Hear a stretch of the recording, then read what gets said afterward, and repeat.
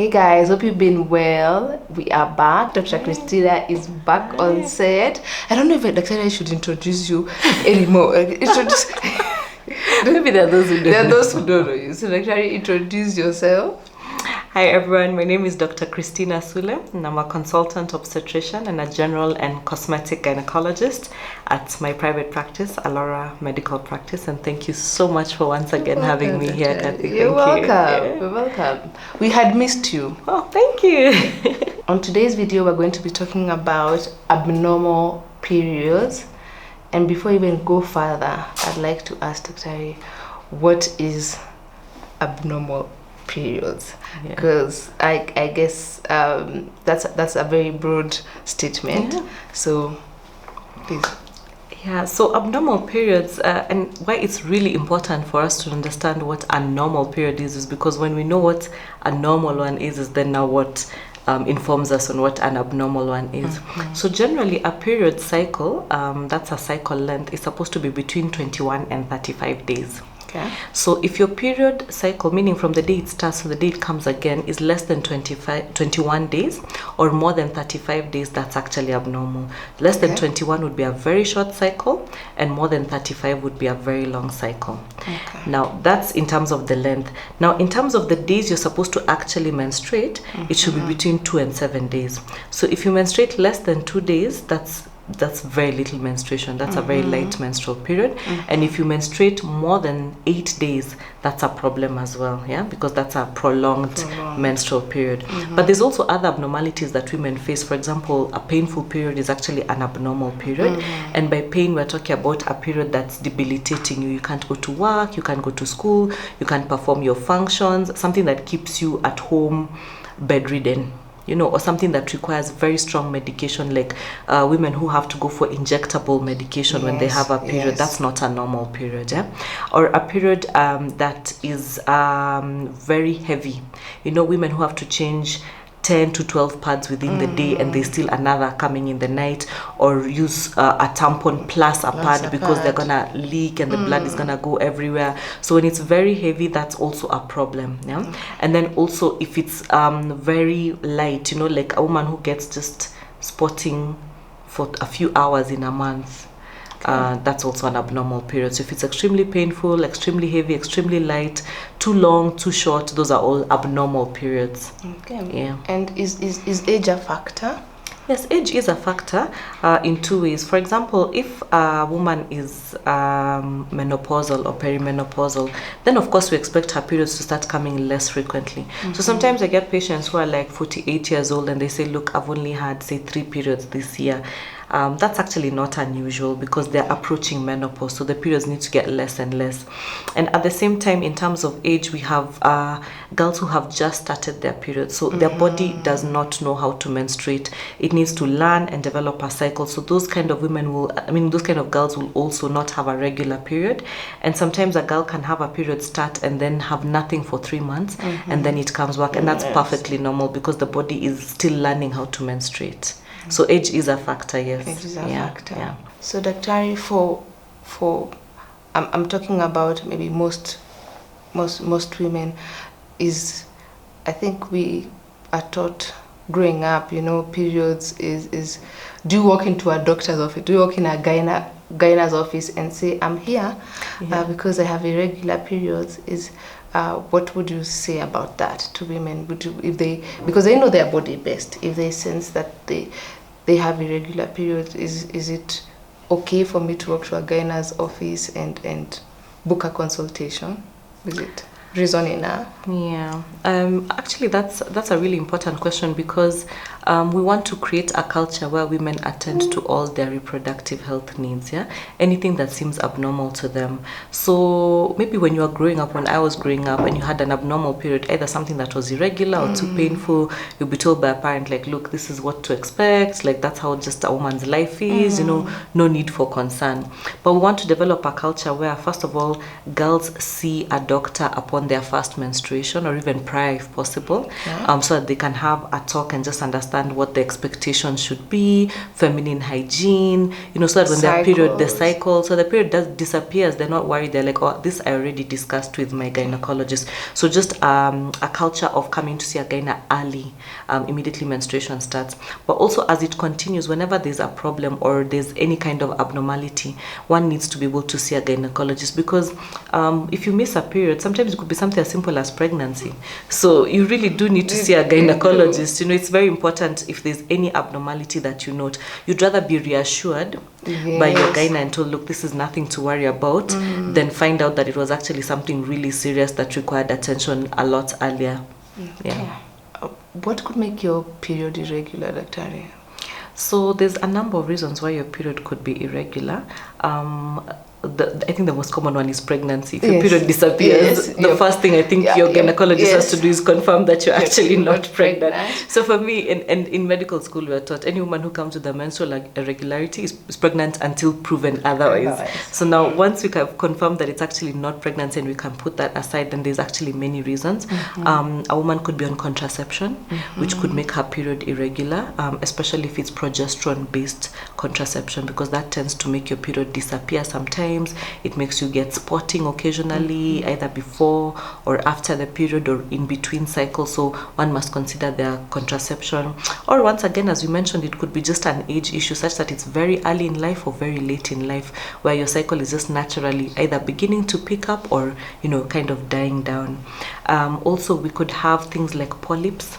When you have a polyp, is like a benign growth in the lining of the uterus. When that happens, it could make your period quite irregular. You could have spotting in between periods, or it could make your period very heavy or very painful. So that's one other thing. Women who have hormonal abnormalities tend to have a very irregular period, and some of the hormones that could be affected are, for example, the thyroid hormone. When a woman has a thyroid abnormality, she could have an irregular period, either high thyroid hormone levels or low hypothyroidism. Other hormones are like prolactin. It's a hormone that is produced in women who are breastfeeding, but it can also be produced in excess amounts in women who are not breastfeeding, and if that were to happen, it can make the period quite irregular. At the same time, we have women who have polycystic ovarian syndrome. This is once again a hormonal abnormality, but it affects the entire body. These are women who produce large numbers of cysts in their ovaries, and every single cyst they produce is releasing its own form of hormone, and that causes a hormonal abnormality. Such women have very high levels of testosterone, which are male-related hormones. They have abnormalities that basically make their period become either very short or disappear completely for months. We have women, for example, who have maybe endometriosis. Would you want to say that? Yes. Endometriosis? Yes. So endometriosis can cause an irregular period, but the main symptom of endometriosis is actually a painful period. So there are women, of course, who have very painful periods, and when we discuss that, we'll be able to see what are some of the other causes, but the irregularities are mainly the ones that we've mentioned. There's certain women who get a condition called premature ovarian failure, which is where they stop ovulating or menstruating at 40 or by 40. If this happens and a woman stops having periods or stops having signs of ovulation after 40, it could be that she has premature ovarian failure, which could be another reason why she's having irregular periods. So it's just a complete shutdown of the ovary. We're not really sure why it happens, but it can just happen. Also, we have women who have irregular periods because of weight. And by weight, that could either be severely underweight or severely overweight women. So obesity can make your period actually disappear. Women who have very high BMIs tend to have very few periods in a year. And then also women who have very low BMIs or what would possibly call anorexia or malnutrition, they also have very regular periods. There are times a year can pass without them having a period. So weight is a huge factor in terms of period, and we cannot exhaust all the reasons for an irregular period, but one of them, last but not least ones, is stress. Very high levels of stress can actually make your period completely disappear. And one, of course, I think that's easier said than done to manage, but stress levels can also affect how you menstruate. Again, I can't emphasize enough, and I always emphasize this on these videos. please seek professional help. It's better to go to the doctor and the doctor to tell you, go home, there's nothing wrong with you, than it being a symptom of something bigger. And don't shy away. You don't say it's just periods, and brush it off. Yeah. It's, you know what, it's not a big deal. Yeah. Okay. When you notice anything abnormal with your periods, please visit the gyna.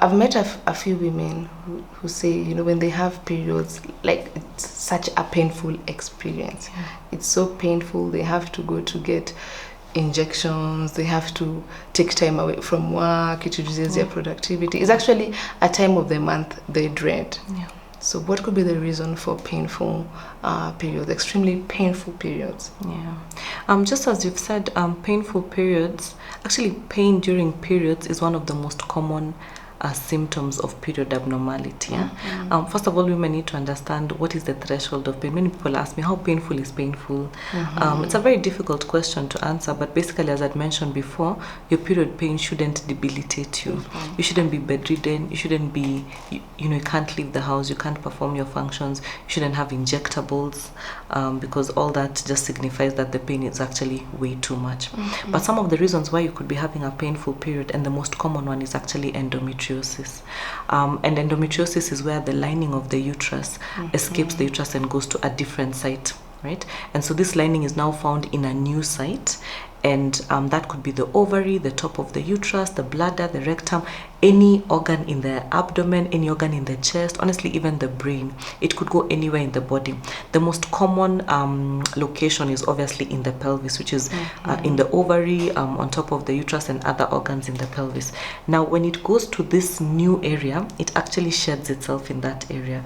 So because it is uterine tissue that is supposed to shed itself, so it secretes itself, and in that process, it causes a lot of pain, a lot of inflammation. It makes organs start to stick together, which is what we call adhesions, when one organ is stuck to the other. So like the uterus is stuck to the fallopian tube is stuck to the bladder is stuck to some other organ, and organs in the pelvis need to move freely. So when they're not able to move and there's a lot of pain and inflammation surrounding them, of course the patient ends up having these symptoms. So painful periods, majority of women who have endometriosis have painful periods, and vice versa. But of course, just because you have a painful period doesn't mean you necessarily have endometriosis. There's other things that could cause a painful period as well. Women who have fibroids, uterine fibroids, tend to have very painful periods as well. Women who have pelvic inflammatory disease, an infection of the pelvis, which is basically starting off from a vaginal infection that goes to a cervical infection that ascends up the uterus, goes out of the fallopian tube, and now infects the pelvis. So usually they have a lot of fluid in their pelvis. They have pain during menstruation and even when they are not menstruating, but specifically when they're on their period, that could also be a cause for a very painful period. Women who have adenomyosis, which is very similar to endometriosis. It's basically when the lining of the uterus, which is, by the way, what we're supposed to shed as our period, it now penetrates the muscle layers of the uterus. And when it sits in that muscle, when the time comes of the month for you to bleed, it bleeds inside the muscle of the uterus, which not only makes the uterus extremely large, but that is a really, really painful process. So there's many reasons, but those are the major ones that would make a woman, have a painful period and that are cause for concern and possibly immediate action. There's also a factor of very heavy periods, the very heavy periods, and you risk getting anemia. Exactly. You risk feeling lightheaded, and sometimes you have no energy, and it's continuous heavy periods. What could be the reason for that? So women who have heavy periods, it could really be a myriad of reasons once again. Uterine fibroids being the most common reason, and specifically uterine fibroids that sit inside the cavity of the uterus. Remember, in our previous fibroid video, we have fibroids that are on the outside of the uterus. We have fibroids that are inside the muscle layers of the uterus, and then the ones that sit inside the cavity of the uterus. For the ones that are inside the cavity of the uterus, they interfere with the nice contour of the endometrium lining. And so when that happens and they disrupt that contour, it starts to bleed.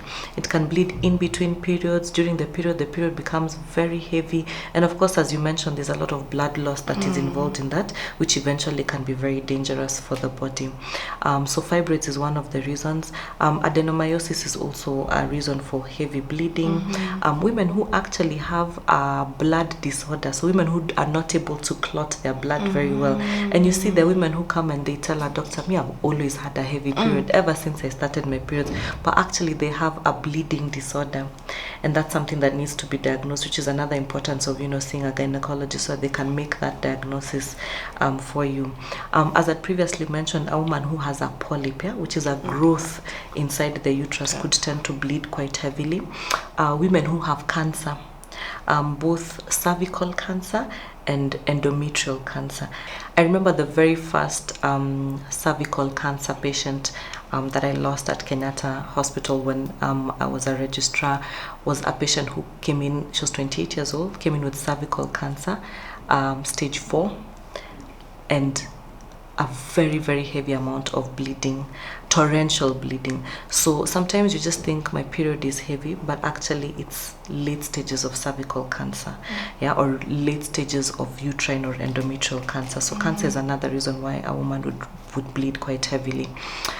Sometimes a woman gets erratic heavy bleeding, just a one-off heavy bleeding, and she doesn't really know where it's from. And an ectopic pregnancy could be another reason. You could actually be pregnant and be having a pregnancy in your tube, and for that you don't get very heavy vaginal bleeding as such. It could happen, but you get a lot of pain, a lot of abdominal distension, and actually you're bleeding into your abdomen and you're not aware, and it can be fatal. You can lose a life from that kind of heavy bleeding. So another reason why a woman would bleed heavily is because maybe she's on medication that is making her bleed heavily. Like, for example, if a person were on a blood thinner, patients who have deep venous thrombosis or any other kind of thrombosis, and they have to be on a blood thinner when they have their period, that period is very heavy. And of course that's something that a woman needs to be aware of. If she ever has to go on that kind of medication, she needs to understand that the period is going to be quite heavy.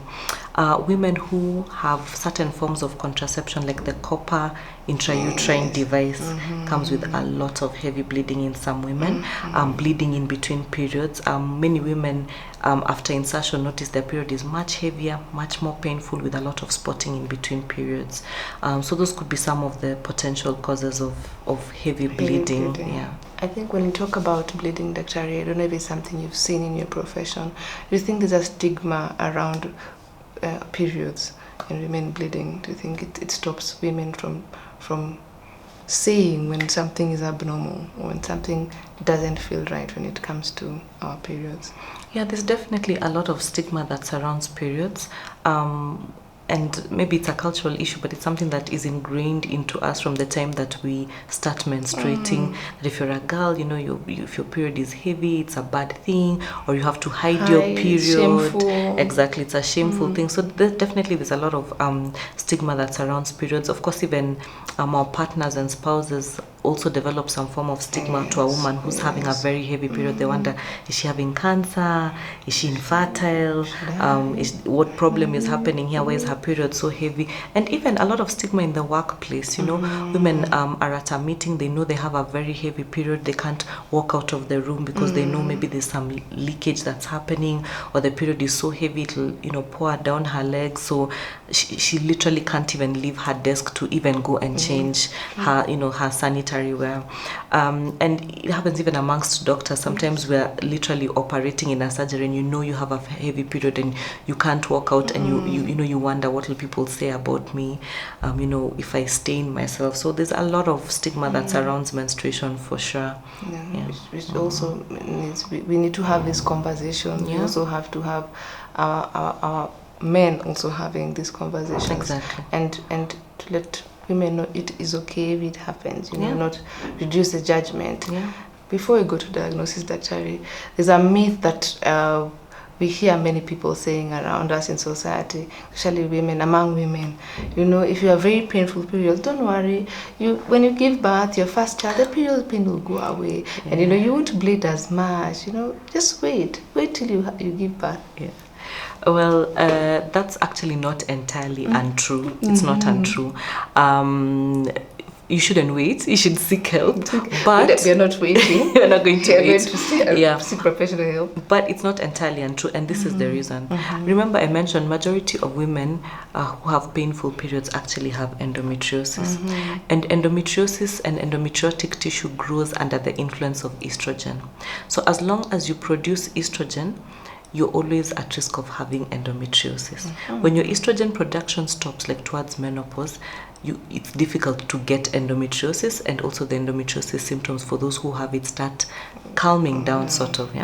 Now, when a woman has endometriosis, because the endometriosis grows under the influence of estrogen, usually if we choose to give her hormonal therapy, one of the ways we treat it is by giving her progesterone, because progesterone will counteract the estrogen.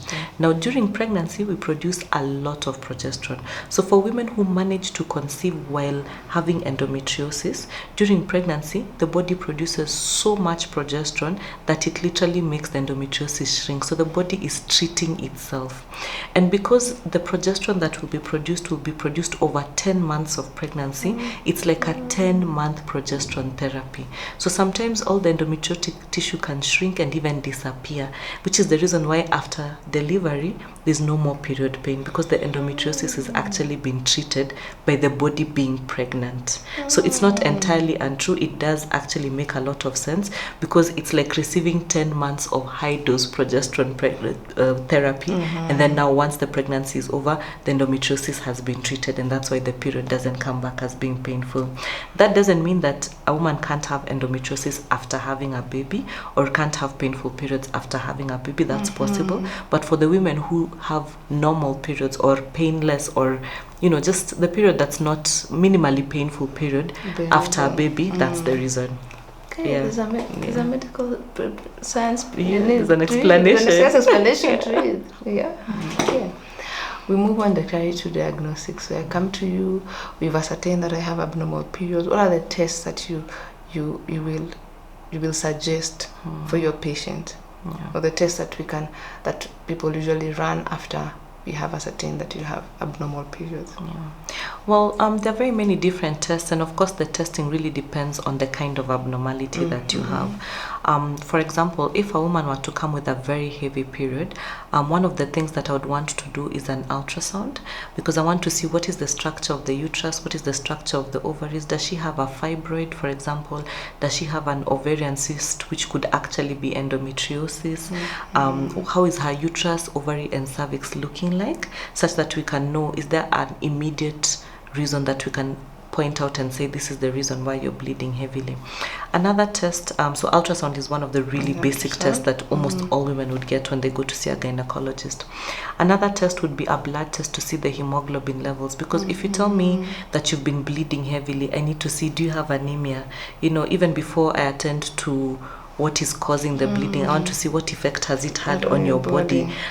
So a blood test just to check the hemoglobin levels, and also to check how you're clotting your blood. Maybe you have a clotting disorder and we just think it's a heavy period. So that's one of a blood test, or a hemogram is one of the tests that you would have to do. Some women have to undergo magnetic resonance imaging, or an MRI, and that's really useful in diagnosis of things like endometriosis and also adenomyosis. They tend to be seen a little bit better on an MRI than they are seen on ultrasound. In fact, an ultrasound can completely miss endometriosis, because endometriosis has a very unique character. The size of the endometriosis is not equal to the amount of pain that you feel. So you can have a very tiny spot of endometriosis that gives you a lot of pain, and you can have very large endometriosis that doesn't give you any symptoms at all. So an MRI would be really useful in this case. At the same time, some women undergo laparoscopy, which we call diagnostic laparoscopy. So basically what that means is that we have a minimally invasive surgery. We make a 1 centimeter incision in your belly button and 2 half-centimeter incisions in your sides, and we go in with a camera and we actually look with our own eyes. And this is the best diagnosis for conditions like endometriosis. We see it with our own eyes as the doctor. We take a sample of it, and then the lab confirms to us that yes, actually this is endometriosis. So not only for diagnosis, but also if during this particular surgery we find that the organs are stuck together, we can separate them so that the pain is not so much. If we find a big area of endometriosis on the ovary, for example, we can burn it or we can cut it out so that the pain during the following cycles is not so much. Remember, as much as we may cut it out, you're still producing estrogen. So as long as you produce estrogen, you can still get endometriosis. But diagnostic laparoscopy is one of the best ways of diagnosing endometriosis, but also other conditions, because we get to make a diagnosis and give an intervention in the same sitting. At the same time, some women have to undergo something called hysteroscopy, which is where we look at the inside of the uterus with a camera. So the good thing about it is that it's non-invasive. You don't have to cut the body in any way. We just literally put in a camera into the cervix and we look at the inside of the uterus. So if you have a fibroid inside the uterus, not only can it be diagnosed, but it can also be removed in that same setting. If you have a polyp growing inside your uterus, we can remove it. If we find, for example, the lining of the uterus is too thick, a condition called endometrial hyperplasia, where the lining keeps getting thicker and thicker and thicker because of hormonal imbalance, we're able to remove that lining and then maybe treat you with hormonal therapy that will make the lining not grow back as much, like a Mirena, for example, is good treatment. A hormonal IUD is good treatment for that condition. So those are the basic tests that one would undergo. Some would have to undergo more extensive testing, like a CT scan or a different kind of testing. But those are the major tests that one would have to undergo. Yeah. And all these tests are available in Kenya? Yes, everything is available in Kenya for sure. Everything is available, yes. What are some of the consequences of not attending to abnormal periods? Well, the consequences really depend on the cause of the abnormal period. For example, if you have polycystic ovarian syndrome, for example, these are women who have polycystic ovarian syndrome get a condition called endometrial hyperplasia, where the lining gets really thick. It's supposed to be shed, but it doesn't get shed. So over months, it keeps accumulating and accumulating, and then eventually it starts shedding itself, and then the shedding becomes very prolonged. Now, if you allow that lining to keep accumulating and accumulating, it's forming more and more cells. The way the body is designed is that when we form many cells, initially that cell formation starts out as normal, but before you know it, the cells that are being formed start becoming abnormal, which is what is cancer. So women who have polycystic ovarian syndrome and get endometrial hyperplasia, if they don't set it out, they could actually get endometrial cancer, because the cells keep being produced and produced and produced until now they start. It's like a factory. At some point it will make a mistake, and those mistaken or abnormal cells is what is actually cancer. Yeah. And then also women who have polycystic ovarian syndrome, for example, are predisposed to insulin intolerance. And when you have insulin intolerance, you predispose yourself to type 2 diabetes. So you could become diabetic just by not attending to your PCOS, and that's a huge consequence. Which is not necessary. Of course, and it's something that could be sorted. Women who get really bad uterine fibroids, for example, if the uterus gets very heavy, it can start lying on an organ, on a different organ. So for example, if the uterus starts lying on the ureter, which is supposed to conduct urine from the kidneys to the bladder, you could get acute kidney injury or kidney failure just because your uterus is not allowing urine to flow from your kidneys. Or if the uterus, for example, started to lie on the blood vessels that conduct blood from the abdomen to the lower limbs, and you get a clot in your lower limbs, and that clot dislodges to a vital organ like the lungs or the heart or the brain, that could be fatal. So your fibroids could actually kill you by forming a clot. So there are very many conditions, there are very many consequences. Any disease needs to be attended to. Nothing should be left untreated. But you can understand that not attending to a period can actually make you get kidney failure or even cause you to die. Yeah. And it's something that you can be able to, the bleeding, I'm able to see. Exactly. It's something that you can easily. It's visible. It's visible. So if it's not happening and there are no reasons of why it's not happening, it's not explainable. Yeah. There's no reason to suffer. If it's hidden, other than the fact that we should go for screening, if it's hidden, it's kind of forgivable. But with visible things, really, they should be attended to. And to finish off the video, Dr. Ari, because we always want to give hope. Yeah. And you know, at this point you're just like, hey, for a woman it's a lot. You know, we have periods to deal with, painful periods, bleeding, heavy bleeding, anemia. You know, our lives have to stop. We have to give birth. Yeah. But to give hope, what are the possible solutions and that are out there for abnormal periods for women? So the solutions rely heavily on the cause. So it's not one solution fits all. As long as you have an abnormal period, there's a solution. No, it doesn't work like that. It depends what is the cause of your abnormal period. So for example, if you have fibroids, we have solutions like surgery. We can remove the fibroids. We have solutions like a GnRH therapy, which is basically a hormonal therapy that helps them to shrink, although not all women are candidates for it, and majority of women actually just have to have surgery.